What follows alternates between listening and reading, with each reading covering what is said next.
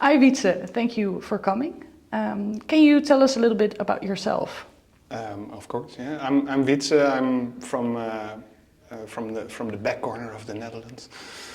Yeah, I'm a pen tester. I like to break stuff and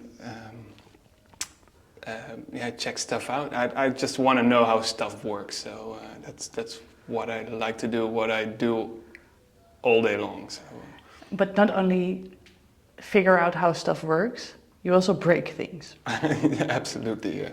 Is it accidentally or no? That's on purpose? It's on purpose. Yeah, Okay. I really like to take stuff apart, even hardware, software, and for now it's software mostly. And I'll try to find security issues in that, and I really enjoy it. It gives me a kick to find stuff and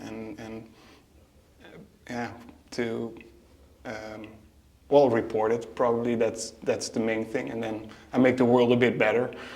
So is the kick coming from actually finding the stuff or getting it fixed? No, it's finding, definitely finding, and then the fixing. I usually let the DIVD do that stuff, so I did do the responsible disclosure, the thing I like to do is find a vulnerability, write a script that it can automate it or stuff like that. That's fun for me to do, and spend way too much time doing it. So yeah, so you don't really have the capacity to like wait before it gets fixed and. Oh, that's the part I don't like. That's like I have to get in contact with the company or the people who have to fix it, and I do explain it. I try to make a report or something, or go in a meeting with them and explain how I found this, and that's the part. But to get to that point that you have contact with a company, that's I don't know, way too much work, and I don't like that. If I find something, I report it to the DIVD. They go start the procedure for getting in contact, and I'm on to the next thing I want to break. So that's so the communication part is left to someone else. Yeah, absolutely. You're back to breaking stuff. Yep. So how did you actually became a hacker? When did you start hacking? Well, I think that question is more like something that came from early when I was little. My father, he had a device, and I'm like telling my dad, I want this thing to do that, and he said, okay, well, let's take it apart and see what we can use, and that's kind of how I rolled into it. And that's. With software, it's kind of easier to do that because I try to understand the electronics, but I don't really get it. But in software, it's like, okay, we put a burp between it and see what's happening. And yeah, well, that's kind of how I rolled into it. And probably been 10 years ago or something like that I've been really only focused on that. So that's how I got into it. So. Okay. So how much time do you actually like spend on hacking? Is it like an entire day, the entire week you're spending time on hacking, or? It's kind of compulsive, I guess. It's, okay.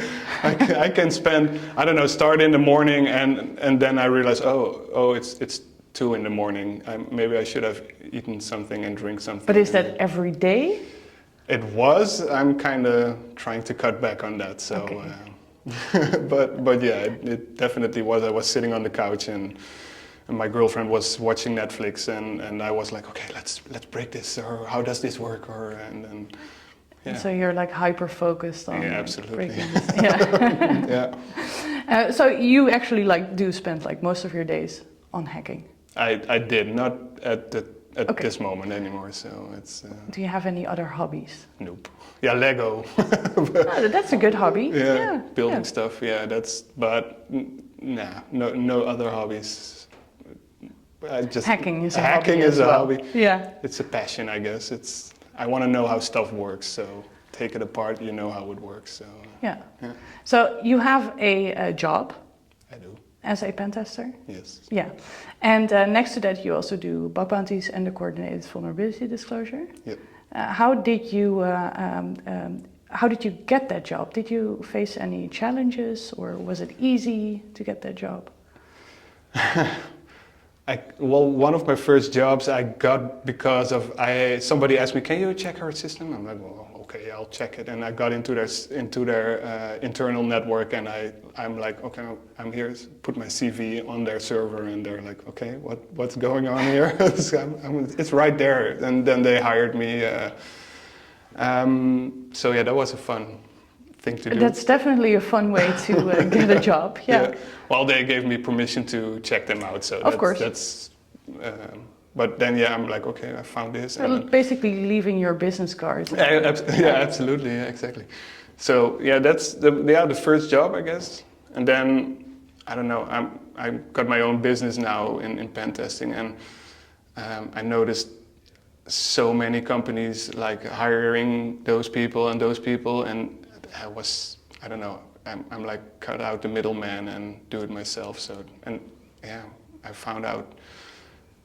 I don't know. I did a training OSCP, and I got into conversation with somebody. He said, "Oh, well, can we hire you?" And from there on, You just started working for yourself. Yeah, absolutely. Yeah, I think I did pen testing for maybe 2 years with the company, and then I started my own. So yeah. Yeah. And it worked out. Yeah. Oh, that's very fun. So, do you like being your own boss? And oh, absolutely. Yeah. do you also like say no to certain kind of assignments, or? Like... I did a couple of times. 'Cause in the beginning I didn't, but then you notice that there's you're good at something. You cannot be good at everything in the security. So yeah, it's probably 80%. Web application pen testing, and that's why the bug bounties is very interesting. So that's also, I don't know, 80% for me at least, web applications. So, yeah. Bug bounties are definitely most easy to set up on a web application. Yeah, absolutely. Because I think a web application is also the easiest part to do bug bounties or pen testing in, because it follows the same route. So. And I hate Windows, so I do not understand how that works in security testing. So web applications it is. It is. Could you share maybe what your most interesting or crazy hack was? Well, Kaseya was the most interesting for me. Yeah. Yeah. So what happened with Kaseya?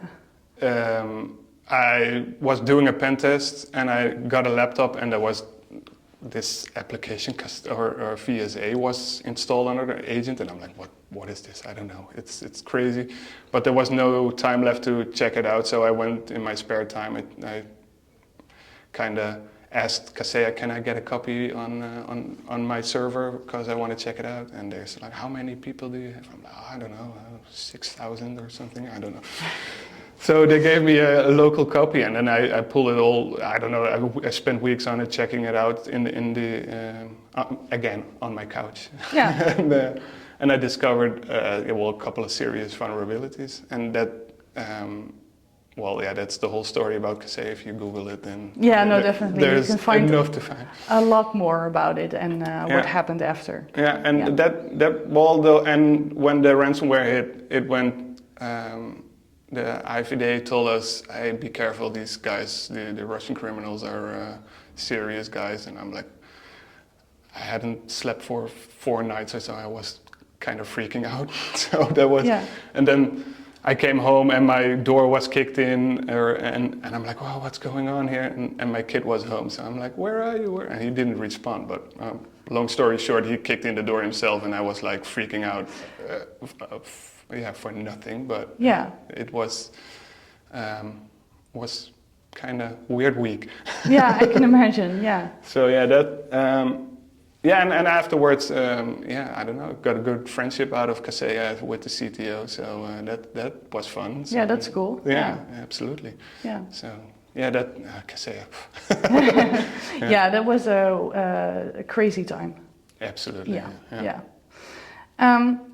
Any other like surprising stories or fun facts that I think my lawnmower was the most fun. That I could take over all the lawnmowers, and I probably still can. I don't think they fixed it. But yeah, so don't tell anyone. you had a lawnmower yourself, Yeah. right? And then you decided to take a look at it. Yeah. And you were able to, while not being the owner, take it over. Yeah, take all lawnmowers from the same brand over. Yeah. Could turn them on, off. I don't know. Probably could upload a new firmware, but I didn't go there. Yeah, that was kind of funny, but and again, that's exactly what I do. Okay, I got a lawnmower, and okay, what does it do? How does it work? Take it apart. Yeah. Check it out. So, and this was only the Android application that was broken. So yeah, so you didn't actually have to touch the lawnmower itself, just the application. Yeah, absolutely. Yeah. So yeah, Those are fun things, like being able to take over someone else's lawnmower and do crazy stuff. It can be fun. Yeah. I could have done that, but you didn't. All right, what are your favorite tools or resources, or maybe like content to take in and learn from? I don't really have one. The thing, how I work is, for example, I take something apart and then I'm, okay, what is this? I don't understand it. And then I start Googling and then just, expanding my knowledge. And so Google is probably your favorite tool? Yeah, absolutely. Yeah. Yeah. So you do a lot of bug bounties and the pen testing, but also the coordinated vulnerability disclosure. Do you get any swag? No, not really. But the best swag I had was from Zerocopter, and that was the coffee. That's the hacker's coffee. The hacker coffee. Yeah, that was really good. Yeah, that's the most fun I had, and I'm kind of sick and tired of the Dutch government T-shirts, so I stopped doing that. You don't accept them anymore? No, I don't want them. No. So they gave me, I don't know, 10 or so, and I'm done with it. Do you have like a favorite kind of swag to receive? Money? Gift cards? No, I don't. Nah. I'm not really doing it for the swag. I get a kick out of finding vulnerabilities and reporting it. That's kind of the next thing. And if they want to give swag or donations, that's kind of the donation. I'll ask them to give it to the DIVD or something like that. So that's for the rest, I don't care. Or just get actually paid for it. Yeah, I've had a couple of times that they asked me eventually, hey, can you help us, and became a customer of my company. So yeah, that's. So basically, yeah. Yeah, that's the swag. The best swag you can get. The best swag is like to get a job. Yeah. So they hire me, and then, but that's never my intention to. I never. Also, if I do a coordinated vulnerability disclosure, I never ask for anything. It's like, hey guys, I found this and this and this, and I'll explain them who I am, what I do, and that's it. And you should fix it. Yeah, and if you have questions, you can ask me free. So. And do you go to conferences?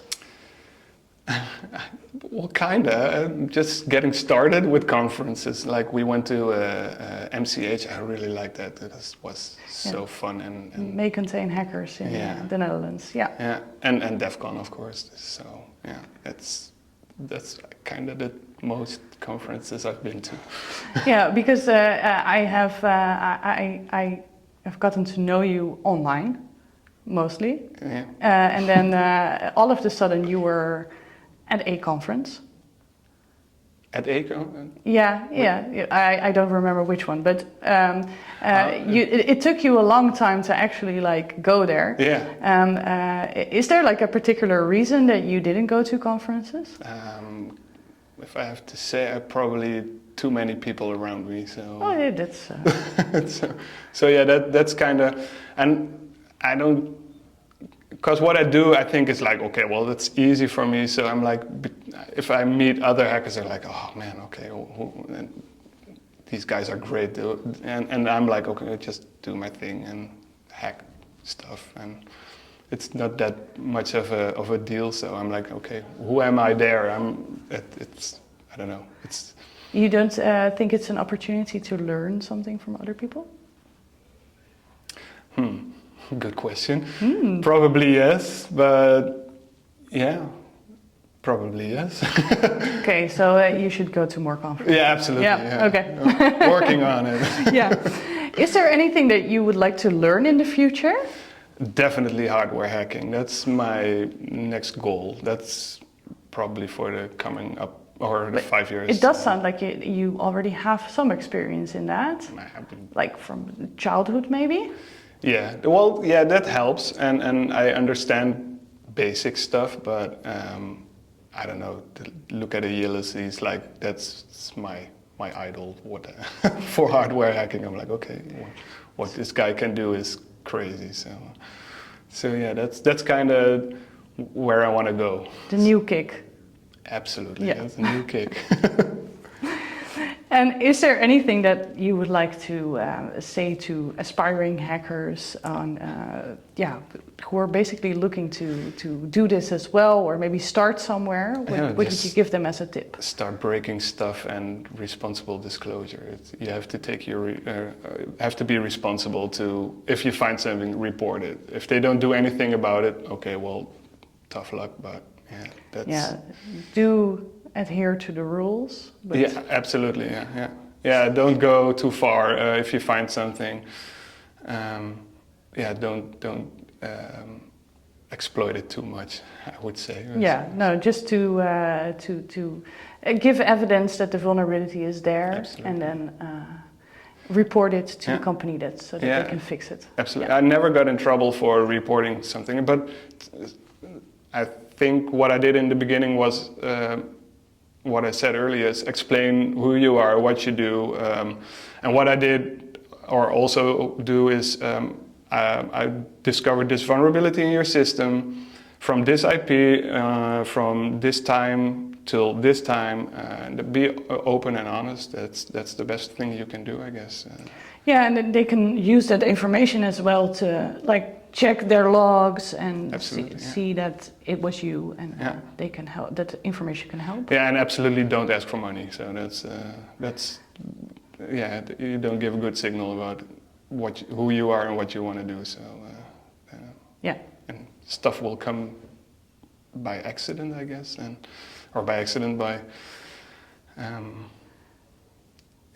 I don't know how to say it, but at least if you do good, you receive good. So that's what I think, at least. Yeah. Are there any misconceptions or stereotypes about hackers that you think are stupid? I'm not black, wearing a hoodie and stuff like that. So No. I don't. I have children. I don't sit in my attic and. Doing stuff like that. But for the rest, no. Don't. Well, that's kind of it, I guess. But I don't know. That I don't care about that. I'm just the thing I do is I do this with a passion. I enjoy myself. I get a kick out of it, and that's what's for me the most important. What the rest of the world thinks, I don't really care. So. Well, yeah. So yeah. That's a good one.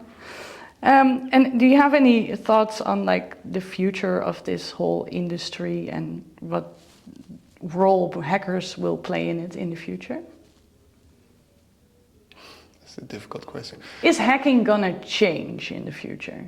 With AI, I guess some stuff is gonna change, but there's still always somebody who needs to interpret it, and that. Because you are kind of big on automating things. Automating as in if I find a vulnerability, I like to write a script or a program that exploits it. You could use it, weaponize it as for mass exploitation. So that's what I like to do. But that's just for me, because just press this button and it works, and that's. You might like to make it easy for other people, also, like the companies you reported to.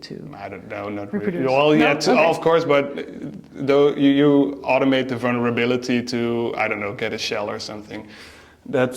that's what I like. That's the fun part for me. That's what I get a kick out of.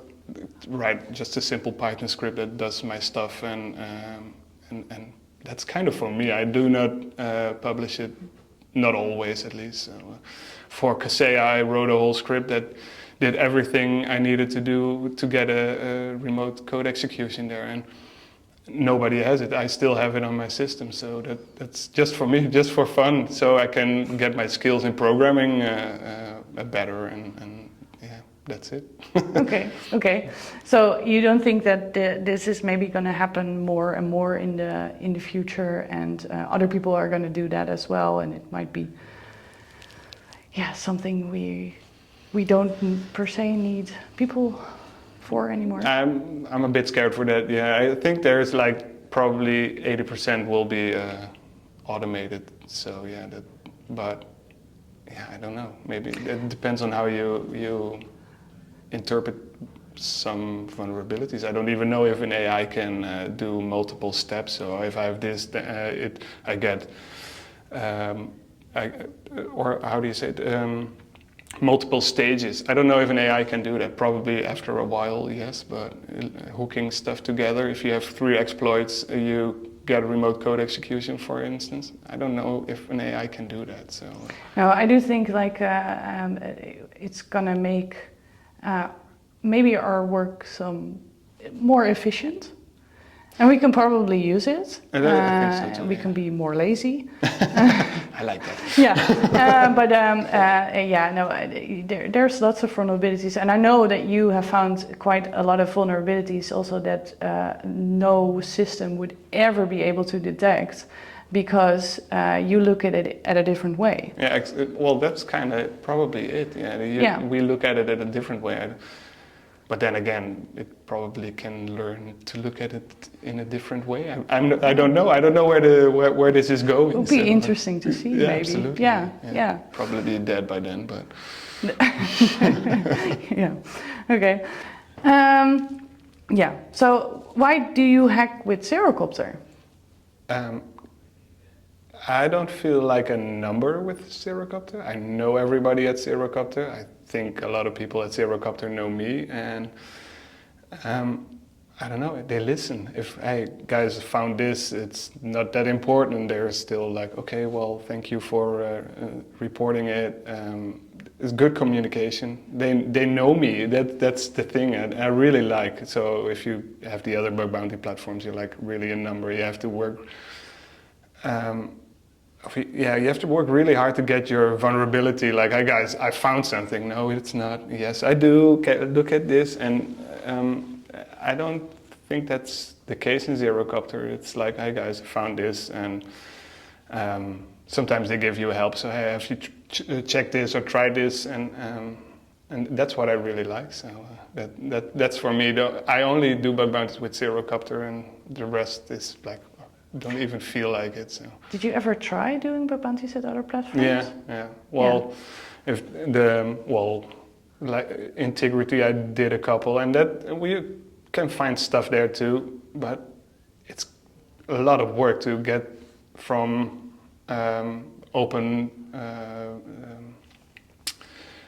They're public. They're public programs. Yeah, and then go to a private. You get sometimes invited, but it's still a lot of work, and I have my job too, so it's I don't know. And I don't know. It's just more fun with Zerocopter. It's private. It's okay. You get invited. They invite you because you have those skills they need for that program. So that's kind of what I like the most. So it's maybe a good one to touch upon, because you started, or our first introduction with you at Zerocopter was via CVD, the Coordinates Vulnerability Disclosure. Yeah, that's true. Maybe you can tell how that happened. I don't remember which bug it was, but I think it was something with energy, but I'm not.